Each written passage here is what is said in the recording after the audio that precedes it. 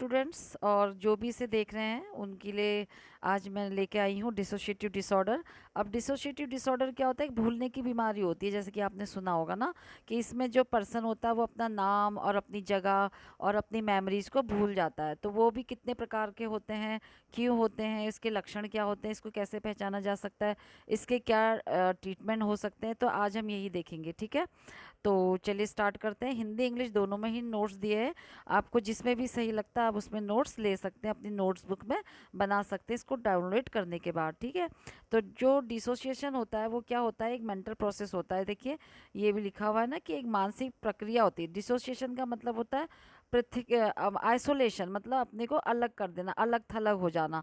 किससे? अपनी पर्सनैलिटी से, यानी कि अपने को डिस्कनेक्ट कर लेना। किससे? अपने विचारों से, अपने जो भी वो महसूस करता है उसकी फीलिंग और उसके थॉट्स, मेमोरीज और सेंस ऑफ आइडेंटिटी। यानी कि वो अपनी जो विचार होते हैं, जो भावनाएं होती हैं, जो उसकी यादें होती हैं और जो उसकी पहचान होती है, उससे अपने को क्या हो जाता है, कर लेता है, वो अलग कर लेता है। जानबूझ के नहीं करता, मतलब ये हो जाता है। ऐसी एक प्रॉब्लम होती है जिसमें उसको कुछ याद नहीं रहता है, वो क्या महसूस कर रहा है, क्या वो उसके विचार आ रहे हैं, उसे कुछ भी पता नहीं चलता है, इतनी सेंस उसको नहीं रहता है। और अब और तो और वो अपनी आइडेंटिटी भी उसको नहीं रहती कि मैं कौन हूँ। ठीक है, तो जो डिसोसिएटिव डिसऑर्डर है इसके अंदर ये जो भूलने वाली प्रॉब्लम होती है, इसमें इतने तरीके के आते हैं। इसमें कौन कौन से हो सकते हैं? डिसोसिएटिव अमेंसिया हो सकता है, इनका नाम है, इसमें हम देखेंगे होता क्या है। और डी पर्सनलाइजेशन डिसऑर्डर होता है, और डिसोसिएटिव आइडेंटिटी डिसऑर्डर भी होता है। तो ये अब हम वन बाय वन देखेंगे, लेकिन पहले हम डिसोसिएटिव डिसऑर्डर के बारे में थोड़ा देख लेते हैं।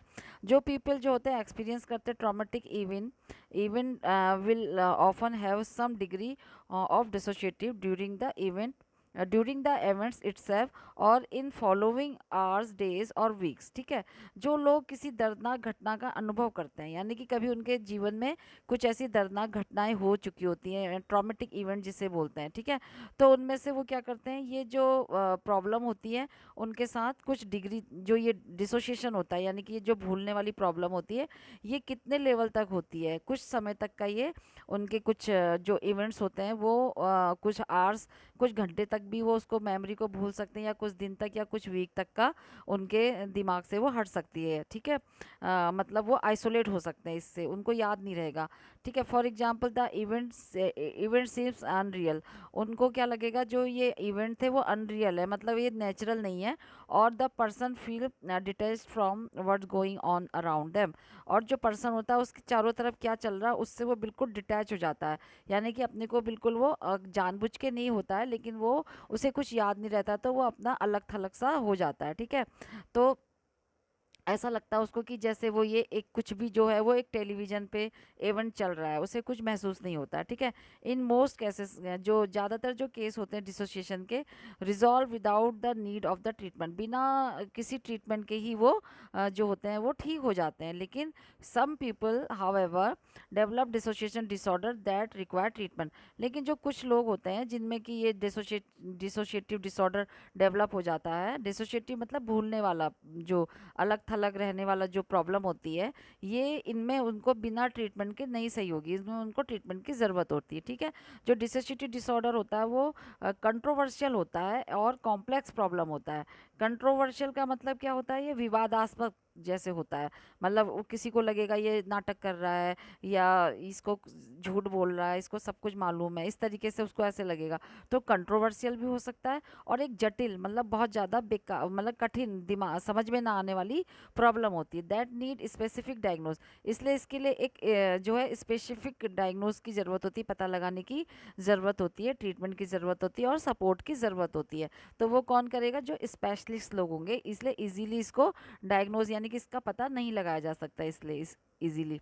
If you are concern that you and your love one may have dissociative disorder, अगर आपको ऐसा लगता है कि आपको इस तरीके की प्रॉब्लम आ रही है भूलने वाली, या आपके किसी लव वन को ऐसा हो रहा है, डिस्कनेक्शन हो रहा है उसको, मतलब डिसोशिएटिव वाला डिसऑर्डर की प्रॉब्लम हो रही है, तो ये it is a important to seek professional help. तो ये ज़रूरी है कि एक इम्पॉर्टेंट है कि वो क्या करे, जो प्रोफेशनल्स होते हैं इससे, इसके जो जानकार लोग होते हैं, जो इसके डॉक्टर्स होते हैं उनसे जाके वो मशवरा लें, उनको अपने को चेक करवाएं, ठीक है, और उनको बताएं। What are the dissociative disorder? अब ये होता क्या है dissociative disorder? Dissociative disorder are the mental health illness, ठीक है। अभी तो हम इंट्रो देख रहे थे, अब ये हो गया इसकी डेफिनेशन समझ लीजिए कि ये मेंटल हेल्थ प्रॉब्लम होती है, ठीक है, दिमागी दिमागी विकार होता है जिसे बोलते हैं हिंदी में। और इसमें क्या होता है कि that involve feeling of being detach from reality, यानी कि रियलिटी से बिल्कुल ये अलग होने वाला फीलिंग होती है, मतलब उसको महसूस नहीं होता है कि वो रियलिटी से अलग हो गया, यानी कि जो नेचुरल में चल रहा उससे वो अपने को अलग थलग कर लेता है, ठीक है, जान के नहीं करता, लेकिन ये प्रॉब्लम ऐसी कि वो खुद ही हो जाता है। Being outside of personal body और एक्सपीरियंस मेमोरी लॉस एमेंशिया, और मतलब इवन जो होता है पर्सन को, जो होता है अपनी बॉडी का भी, और बॉडी के जो एक्सपीरियंसेस होते हैं उसको भी वो लॉस कर लेता है, अपनी बॉडी के बारे में भी उसको कुछ ज़्यादा एक्सपीरियंस नहीं रहता, अपनी मेमोरी को भी वो लॉस कर लेता है, उसको बोलते हैं एमनेशिया, मतलब कि भूलने वाली बीमारी हो जाती है उसको, ठीक है। और क्या होता है द वर्ड डिसोसिएशन मीन, यानी कि जो ये जो वर्ड होता है डिसोसिएशन, इसका मतलब होता है डिस्कनेक्टेड फ्रॉम अदर। डिस्कनेक्टेड मतलब होता है अपने को अलग कर लेना अदर से, दूसरों से, ठीक है। And from the word around you and from your self, और ये जो वर्ड होता है ये मतलब जो भी आपके आसपास होता है या आपके मतलब दुनिया में होता है, जो आपके वो मतलब जो कि आपकी एक एनवायरनमेंट में होता है, आपके अपनी दुनिया में होता है, उससे अपने को क्या कर लेना, अलग कर लेना, ठीक है, दूसरों से। तो ये एक होता है मतलब अलग थलग हो जाना। तो dissociative disorder typically develop after hours term और लॉन्ग टर्म ट्रॉमा। तो ये क्या होता है डिसोशिएटिव डिसऑर्डर? आमतौर पे जो होता है एक शॉर्ट टर्म होता है, या फिर जो होता है लंबे समय तक का जो ट्रॉमा के बाद मिलने वाली प्रॉब्लम होती है, ठीक है। या तो जल्दी से कोई शॉर्ट टर्म अभी अभी कोई घटना घटी उसके वजह से हो सकता है, या लंबे समय से कोई ट्रॉमा में है उससे ये प्रॉब्लम आ सकती है। अब हम इसके कॉजेज देखेंगे कि ये होता क्यों है डिसोशिएटिव डिसऑर्डर, ठीक है। तो ये जो जो most mental health professional believe that the underlying cause of dissociative disorder is chronic trauma in childhood, यानी कि बहुत से जो हेल्थ प्रोफेशनल है वो ये मानते हैं कि जो ये डिसोशिएटिव डिसऑर्डर होता है, जब बचपन में जो उसको ट्रॉमा मिलता है बच्चों को, जो क्रॉनिक होता है, बहुत लंबे समय से तक का वो ट्रॉमा में रहते हैं, किसी भी तरीके का ट्रॉमा हो सकता है, परेशानी हो सकती है, पेन हो सकता है। पेन का मतलब होता है कुछ ऐसी बुरी कंडीशंस में वो रहते हैं, तो उसका असर उनके दिमाग में पड़ता है, तो ये एक कारण ये भी होता है, ठीक है। और जो एग्जाम्पल ऑफ ट्रॉमा जो होता है, अब इसमें इस ट्रॉमा में क्या क्या आ सकता है? रिपीटेड फिजिकल और सेक्सुअल अब्यूज़, अब जो बच्चों के साथ में रिपीटेड फिजिकल और सेक्सुअल अब्यूज़ हो रहा होता है, या फिर वो इमोशनली अब्यूज़ हो रहे होते हैं, यानी कि उनके दिमाग में इस तरीके के जो वो देखते हैं अपने आसपास, उसका असर उनके दिमाग में बहुत बुरी तरीके से पड़ जाता है, ठीक है। या फिर वो नेगलेक्ट किए जा रहे हैं फैमिली में, उनको प्यार नहीं किया जाता है, और दूसरे बच्चों से उसको अलग थलग रख दिया जाता है, जैसे कि किसी की स्टेप मदर हो या किसी के संग स्टेप वाली फीलिंग हो, सौतेलापन वाला, तो वो उनके दिमाग में बैठ जाता है, ठीक है, उसके वजह से भी ये वाली प्रॉब्लम होती है। फिर है अनप्रिडिक्टेबल और फ्राइटनिंग फैमिली एनवायरनमेंट, और उनका जो फैमिली एनवायरनमेंट होता है वो एक फ्रूटफुल एनवायरनमेंट नहीं होता है, तो उसके लिए जो होता है वो बच्चे के दिमाग में उसका असर पड़ता है, यानी कि वहाँ पे अगर लड़ाई झगड़ा होगा और नॉर्मल मतलब ज़्यादा डिस्टर्बिंग एनवायरनमेंट है, तो वो बच्चे के दिमाग में असर पड़ता है। May also cause the child to disconnect from reality during time of stress, तो इस समय जो बच्चा होता है वो भी अपने को क्या कर लेता है, थोड़ा दूरी बना लेता है वो इस इन सब चीज़ों से, ठीक है, मतलब उसका इस समय डिस्कनेक्ट हो जाता है वो, मतलब वो इसको सोचने में मजबूर हो जाता है, कहने का मतलब है कि वो सोच नहीं पाता है ऐसे ट्रॉमेटिक इवेंट में, वो उसका जो मेमोरी होती है वो लॉस हो जाती है, समझ नहीं पाता वो क्या है, तो वो स्ट्रेस भी उसके दिमाग में पड़ा रहता है, ठीक है। ड्यूरिंग टाइम ऑफ स्ट्रेस, यानी कि स्ट्रेस के समय में वो रियलिटी से अपने को बिल्कुल डिस्कनेक्ट कर लेता है, जो रियलिटी में होता है वो उसके दिमाग में नहीं, मतलब सुन्न हो जाना जैसे कहते हैं ना। तो it seem that the severity of the dissociative disorder in adulthood indirectly related to the severity of the childhood trauma, ठीक है।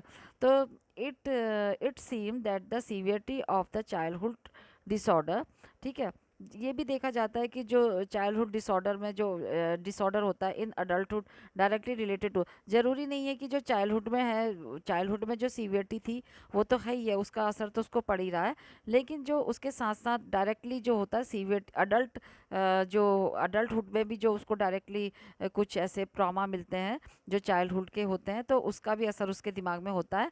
और जो चाइल्डहुड में जो ट्रॉमा मिलता है वो भी उसका अडल्टहुड में डायरेक्टली वो उससे कनेक्ट होता है, यानी कि उसके दिमाग में सबकॉन्शियस माइंड में बैठा होता है, जो कि जब वो अडल्ट हो जाता है तो उसको ये जो अडल्टहुड में ये डायरेक्टली उससे कनेक्ट हो जाता है, तो उसका भी असर उसकी मेमोरी में पड़ता है। ठीक है, धीरे धीरे करके वो इस अपने को अलग थलग सा कर लेता है। ठीक है, जो traumatic event that occur during childhood, जो ट्रॉमेटिक इवेंट होते हैं जो चाइल्डहुड में उसके साथ होते हैं, और may also also cause dissociative disorder, तो वो भी क्या करते हैं, उसको डिसोशिएटिव डिसऑर्डर को कॉज करते हैं। ठीक है, जैसे कि इवेंट में इंक्लूड वॉर, और मतलब जो या तो इसमें कुछ ऐसे भी हो सकते हैं, किसी ने वॉर देखी हो, जैसे उसके समय में कुछ वार हुआ हो, लड़ाई जो युद्ध जिसे बोलते हैं। ठीक है, और कुछ टॉर्चर अगर उसे किया गया हो, या फिर on going through a natural disaster, या फिर उसके सामने में कोई ऐसा डिजास्टर हुआ नेचर का,